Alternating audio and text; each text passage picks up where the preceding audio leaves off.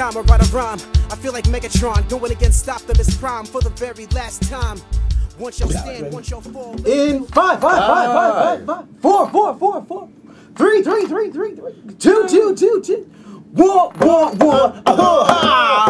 What's going on, y'all? What's going up? on? Welcome to a little thing that we call the Cipher 360. I am your host, Marcus the Kid Warren, and with me is my man Muff. How are you doing today, sir? Well, today it's a beautiful day. It's a beautiful day. What happened? What happened earlier this month, man? What happened earlier this month? What happened earlier this month? I think there was a presidential race. Yeah, it was a race. Mm-hmm. It was looking real bad for like about an hour. Yeah, about an hour or so, and there we have a president. It's not a new president. Same president we've had for the past 4 years. And what was his name? Barack Hussein Obama.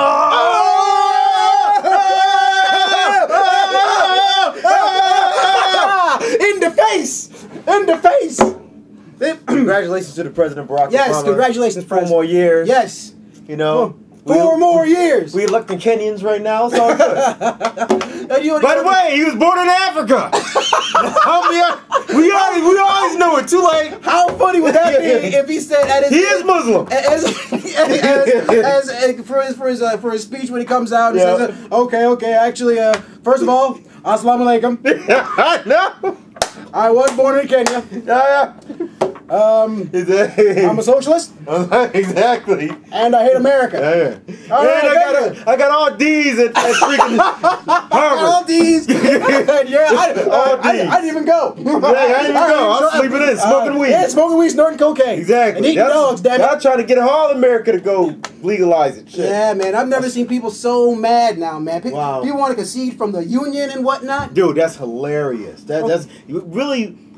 Texas wants to take their ball and kind of go home. Yeah, I don't want to be here, man. I want to go home. Look, go. It's all good. Hey, listen. We Cipher Crew, we got a little political the last couple of shows. That's kind of where we're at with things. And we kind of started this show on the political side of things anyway, to be honest with you. But we're going to go back to hip-hop right about now. Hip-hop. And what brought us back to hip-hop? What album specifically brought us back to where we need to be? But one of the hottest dudes out there spitting right now. He's spitting right now. Kendrick Lamar. Kendrick Lamar, Good man. Kid, M.A.A.D City. Yes, sir. Yes, sir.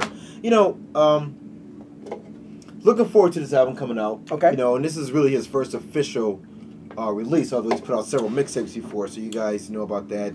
But a lot of his mixtapes that he's put out beforehand plays like an album.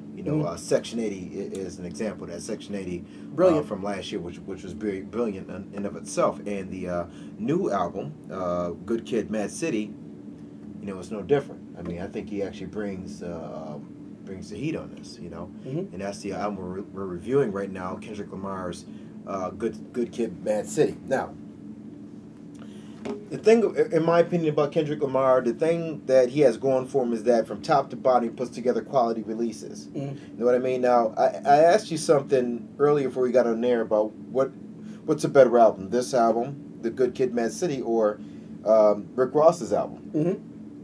And I actually thought, at first I thought it was really close, but after you said, you answered so quickly, to where, and it made me think about, why you answered so quickly, and I totally know why. The difference is, not that Rick Ross has great production, and he has a nice cadence, and his flow is decent. Lyrically, obviously, he's Rick Ross. He's not going to be saying a whole lot. Whereas Kendrick Lamar, his goal, damn near, is to make some type of social statement damn near every track he puts out. Am I right on that? You hit the nail on the head. So, I mean, from that standpoint, he's definitely going to have Rick Ross beat if I'm comparing the two. But reviewing the album in and of itself, beat-wise, it's a great listen. He puts together quality tracks. It plays together very smooth. You know what I mean? Even though he has kind of an old school feel as far as making sure the album plays consistently, and we made a reference saying that he kind of reminds me a little bit, for me, of Outkast, and I think you agreed on that. Yes. And let me say this one thing. I will let you expound on that point real quick. Great release. Top to bottom, beat-wise, is always going to be on point. And the dude is only 25, 26 years old or something like that. Anyways, it was just an enjoyable listen. Go ahead and go in. Well, when you say he sound like Outkast, and specifically, I think he sound like Andre 3000. As I'm listening to it, I had just if somebody asked me to reference this to another album, I would say, well, shit. I mean, a lot of it sounds like The Love Below, just because of his flow and the way that the album feels. It's a very warm feeling album, and I mean, when you want to talk about an artist like Kendrick Lamar, young dude. But I mean, I hope he's not at the top of his game. I hope he keeps on climbing and climbing and climbing, because right now the guy is genius. He can tell a story like nobody's business, and his flow is impeccable. Now, the one thing about Kendrick Lamar is his influences are Tupac. Now, just getting into that a little bit, you can tell that his influences are Tupac, because Tupac, number one, always took over a social issue in his first few albums. I mean, yeah, there might be some violence, there might be some stories where violence would occur, but there was always a moral issue, or there was a stand behind that. And that's the same thing with Kendrick Lamar. Also, with the layering, Tupac famously was always layering his lyrics so his voice would be a little bit more bolder. Kendrick Lamar does the same thing, except when he layers, a lot of times he will actually harmonize his voice. Now, that's no T-Pain, vocalizer or harmonizer bullshit. That's him going back into the booth, going over his lyrics, and harmonizing on his own lyrics. Now, that alone takes a lot of skill. Before I go make a point about Kendrick Lamar, whatever happened to auto-tune anyway, speaking of T-Pain? I think it kind of died off a little bit, and I'm glad it did, because it was, no offense to T-Pain, but still, he don't be making it like you can strategically do your auto-tune, but don't make it the star of the show. Anyways, you made a reference. Okay, we both agreed that he sounds a little bit, that the album reminds you of a work of some of the work that Outkast has done. And you referenced The Love Below, and I'm gonna disagree with you on that a little bit. For me, The Love Below is probably a little bit more eclectic than this album, and I think if I was to relate this album to any type of Outkast album, for me it would be Equimini. Okay. You know what I mean? Definitely has enough. It reminds me of Equimini a lot. You know what I mean? I mean, it's definitely, because it plays a little bit more consistently. Love Below doesn't play. Love Below goes out of its way to be eclectic and different, and that's what he's trying to sell you on that part of the album. But it works for that. At any rate, but it's not about that. Well, about that thing, I mean, it's making it so that it sounds more like Equimini. Well, first, you're an asshole. Secondly, no, just playing. Actually, I do agree with you. Told that before. Recently. Actually, I do agree with you. You know what I'm saying? I will take that back. I will say it does sound a little bit more like Equimini than it would be The Love Below. But it's just because of that feeling of the album that I heard when I listened to Love Below. But you're right, it was a much more eclectic album. But another thing about Lamar is this: he does not have. Let's see, how should I put this? He doesn't have a certain game plan. He wants to come out and wants to make great music. He doesn't go. He doesn't have a playbook. He says, "I just want to make some great music. I'm not going by any formula. I'm just going to make some great music." Yeah, yeah, absolutely. And the thing about him is, like, I was struck by when I listened to his music, his mixtapes even, I could just tell that this dude was just on a different level. He wasn't just a young kid out there trying to get in the game and sticking to some type of formula. You know what I mean? And he wasn't really trying to get product out there for product sake, for quantity's sake. Right. All right. Now, with that said, some of the individual tracks. I'll tell you, two of the tracks that stand out for me. Obviously, the number one is Just Blaze produced Compton that features Dr. Dre. Dr. Dre, one of the best lyricists ever in hip hop. No, I'm just kidding. I was like, I mean, I love Dr. Dre. No, Dre, but Dre don't put himself, like I said, Dre doesn't put himself out there as an MC. So even when he busts you with a verse, it's all forgive him. Go ahead and write his verse for him. Let him go do what he does. Let him go ahead and sign your freaking track. My favorite track on here is the Art of Peer Pressure, though, because I like the way it plays. I love songs, especially in hip hop, that switch the beat up in the middle of the album. You know what I mean? Because there's like some irony in it. You know what I mean? Because it plays when it first starts off, it plays very upbeat. Then when the beat switches, the album and lyrics get very dark. Darker, right. And I love that, you know what I mean? So, I mean, overall, I just think that this album is a quality work. Now, before we started, man, you was throwing around the C word. I was throwing around the C word. Not the one that all nasty people are thinking about. No. I mean, I actually, okay. And this is what I told Muff when he was asking me about it. I said, look, I love this album. I'm thinking it's a classic. I'm thinking classic. I was going back and listening to it over and over again, and I mean, this album is solid. Kendrick Lamar is probably going to be one of those artists that we say he's his own worst enemy, because he's got to top this on his next album, and I mean, I'm rooting for him. I hope he does. You know, I will say this though. There's always room. Maybe here's the thing about guys who do music for art, for art's sake, if you jump into the game and your MO is being an artist, that gives you the latitude to be different, to do something different. If you come into the game to write hits, you got a hit, you got to always worry about topping your next hit, and then you're a slave to that. You're right. You know what I'm saying? You are right. So to me, for him to come into the game as an artist, he's going to be able to come and do something a little bit different, and we're not going to look at it like, man, what is it you're doing? You know what I'm saying? I do feel you there, and plus, you know what, you can't say it any better. I mean, you'll have an artist that you kind of know their formula. They came out and they said, I have to have a dance song, I have to have a gangster song, I have to have a song where I kill my mother. Check Lupe Fiasco. Yeah. You know what I mean? He just what you meant. You know, like when he first came to the first couple albums, we agreed were very good, if not classic. And somewhere along the line, I don't care what he say, he stuck to some type of formula trying to gain more, you know, more popularity. He really, he kind of went pop. I'm gonna call it what it is to me. Okay. You know, because of some of the, you know, music to me.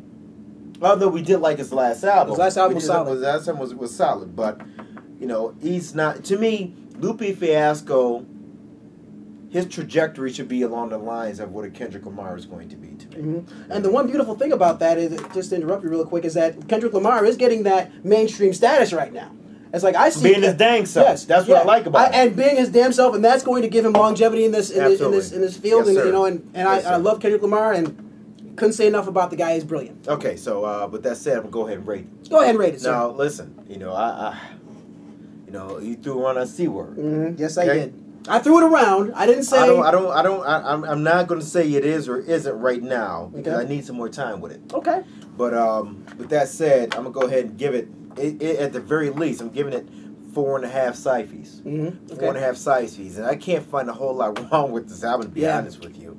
But I'm gonna go with a strong 4.5. I mean, I'm talking about a cock diesel 4.5 Ciphers, man. Okay. You know, it's that good. It's a great listen from top to bottom. You don't have to go from track, then go a couple more tracks down the line to hear your song. No, it's all banging. Where are you going? You know what, Muff? You know, and as we're having this conversation right now, I'm still going around in my head thinking about what I want to rate this one. Then step on out there. And first, I was like, you know, 4.5. But like I was telling you before, I was listening to the album looking for something wrong because I don't want to come out there and say, look, this is a 5 and this, that, and the other thing. But you know, I gotta call it. I gotta call it. Get yourself out of frame. Go ahead, get in there. Get in there.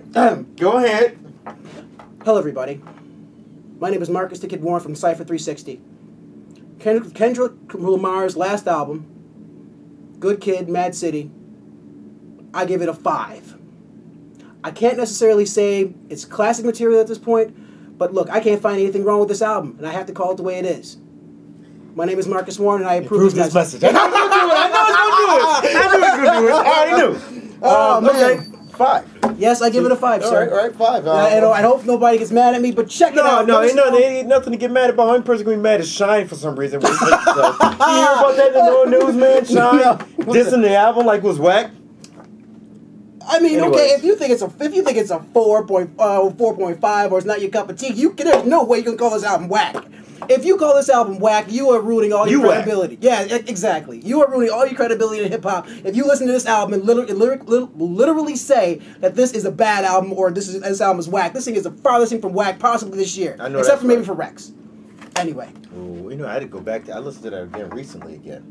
Rex is stupid, but anyway, we're not talking about Rex. We're not talking about Rex. He's lyrically off the hook. The dude, he's a beast. He's a beast. Anyway, but check us out, yo. Let us know how you feel about the Kendrick Lamar album. You can look us up on Facebook. We are the Cipher Crew. You can also look us up on Twitter. We are Kid M.A.A 44 on Twitter. That's KIDDANDMUFF 44 on Twitter, and also on our Gmail account. We're also Kid and Muff KIDDANDMUFF 44 on Gmail. Now, a lot of people already started letting us know either in the comments or the Gmails about what they think should be the best song of the year, the album of the year, and everything. So thank you so much, and we're going to keep that in consideration. Keep it coming, guys. We got a couple more weeks, so give us your opinion. And of course, I love it when you guys send me your music, and it's awesome, and just keep on doing it. Keep doing it. I have nothing else to say. Kendrick, you know what? Change your name, bro, please. Because I cannot say Kendrick Lamar. I have a problem with saying Kendrick Lamar. Look, man, you got to work on his phonics. I can say it easy. Kendrick Lamar. No, real talk, though. Congratulations to the president. Yes. Barack Obama, 4 more years. You know, sir. Go and get it done. Go get some changes in here. We need to come together, America. come together. You know what?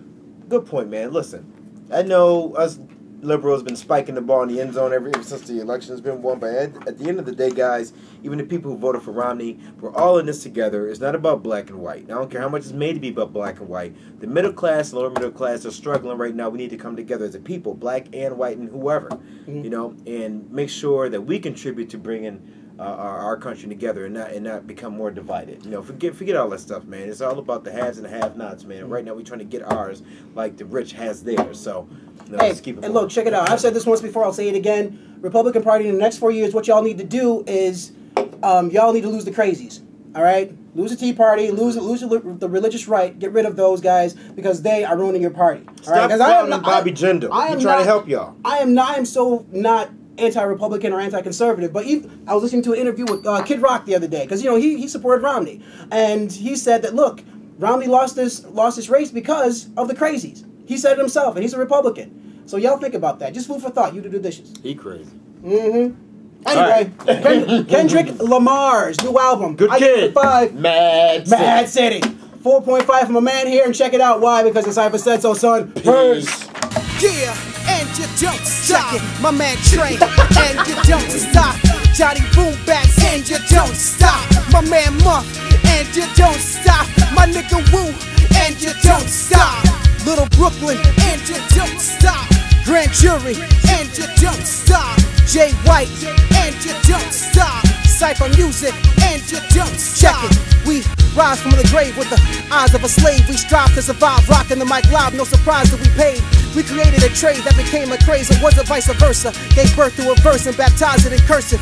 If you thirst for the real, then travel no further. We murder the fraudulent motherfuckers and went out to get burgers. We hip-hop carnivores, living by the order.